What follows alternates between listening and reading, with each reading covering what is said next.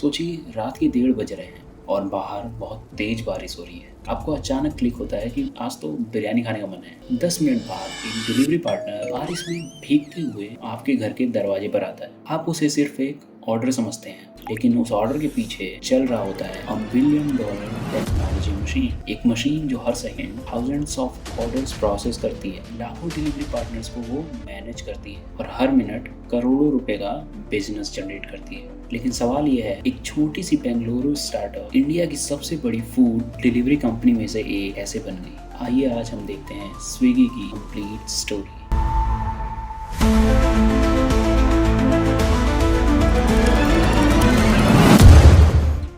2014 तक इंडिया में food delivery का कॉन्सेप्ट एग्जिस्ट ही नहीं करता था। रेस्टोरेंट फोन कॉल पर ऑर्डर लेते थे। डिलीवरी का एक्सपीरियंस बिल्कुल हॉरिबल हुआ करता था। Late delivery, wrong address, cash only, no tracking. और इन्हीं सारी प्रॉब्लम्स को सॉल्व करने के लिए 3 फाउंडर्स आ गए, श्रीहर्षा, नंदन और राहुल। लेकिन इंटरेस्टिंग बात यह है, स्विगी उनका पहला स्टार्टअप नहीं था। इससे पहले वो कई बार फेल हो चुके थे। इन तीनों फाउंडर्स ने पहले एक लॉजिस्टिक का स्टार्टअप लॉन्च किया था। नाम था उसका बंडल।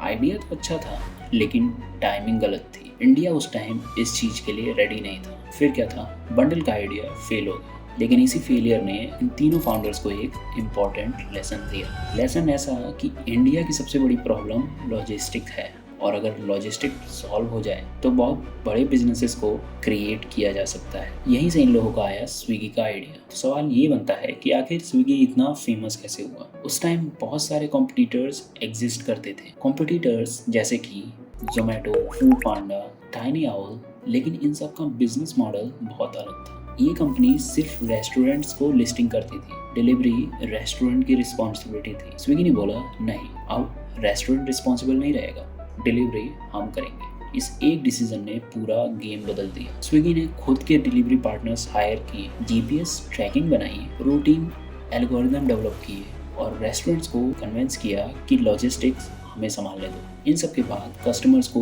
बेटर एक्सपीरियंस मिला, रेस्टोरेंट्स को ज़्यादा ऑर्डर्स मिलने लगे और स्विगी रॉकेट की तरह ग्रो करने लगा। लेकिन इतनी जल्दी सक्सेस के बाद एक प्रॉब्लम भी थी, प्रॉफिट। डिलीवरी बिजनेस बहुत ही एक्सपेंसिव होता है। हर ऑर्डर में डिलीवरी पार्टनर का payment, discounts, coupons, customer support, technology cost, insurance का कॉस्ट, मार्केटिंग का कॉस्ट, सब कुछ इंक्लूड होता है। इन्हीं सब वजहों से स्विगी ने शुरू के कई साल तक काफी लॉसेस रिपोर्ट किए। Section which is seeing a bit of pain in spotlight will be the food delivery space, as Bank of America has downgraded and trimmed their targets for both Zomato and Swiggy, both seeing a bit of that pain in the opening ticks.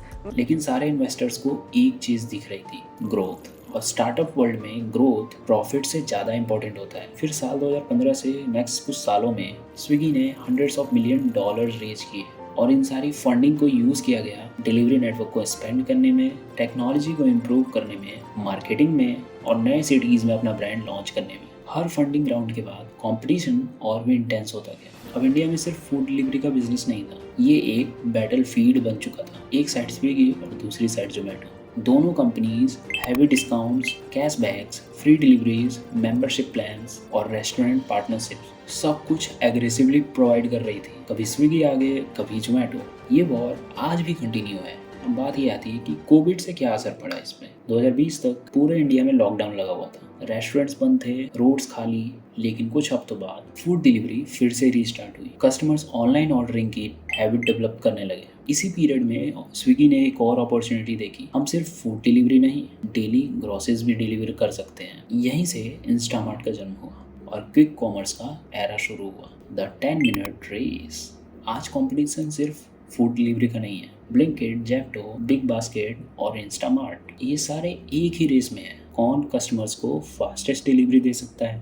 इसके लिए companies dark stores build करती हैं, EI demand forecasting use करती हैं और हर locality में एक inventory maintain करती हैं। ये बिजनेस कैपिटल इंटेंसिव है, लेकिन अगर सक्सेसफुल हुआ तो फ्यूचर कॉमर्स कम्प्लीटली चेंज हो सकता है। आज स्विगी इंडिया के 100 ऑफ सिटीज में ऑपरेट करता है। स्विगी सिर्फ फूड डिलीवरी कंपनी नहीं रही, ये एक मल्टी सर्विस कन्वीनियंस प्लेटफॉर्म बन चुका है। अब सवाल ये है कि क्या स्विगी सच में इतना प्रॉफिटेबल है? ये सबसे इंटरेस्टिंग क्वेश्चन है। स्विगी का रिवेन्यू कंटिन्यूसली इंक्रीज हो रहा है, ऑर्डर्स लगातार बढ़ते जा रहे हैं, लेकिन क्विक कॉमर्स में कंपटीशन इतना तगड़ा है कि कंपनीज अभी भी एक्सपेंशन और कस्टमर एक्विजिशन पर इतना हैवी इन्वेस्टमेंट कर रही है। स्विगी ने रीसेंट क्वार्टर्स में फूड डिलीवरी बिजनेस के मार्जिन्स इंप्रूव किए हैं, लेकिन इंस्टामार्ट जैसे बिजनेसेस अभी भी इन्वेस्टमेंट फेज में है। मतलब स्विगी की कहानी अभी खत्म नहीं हुई है। एक्चुअली में ये सिर्फ अभी एक बिगनिंग है। अगर आप ध्यान से देखो, स्विगी की सक्सेस सिर्फ फूड डिलीवरी की स्टोरी नहीं है, ये स्टोरी है लॉजिस्टिक्स, टेक्नोलॉजी, डेटा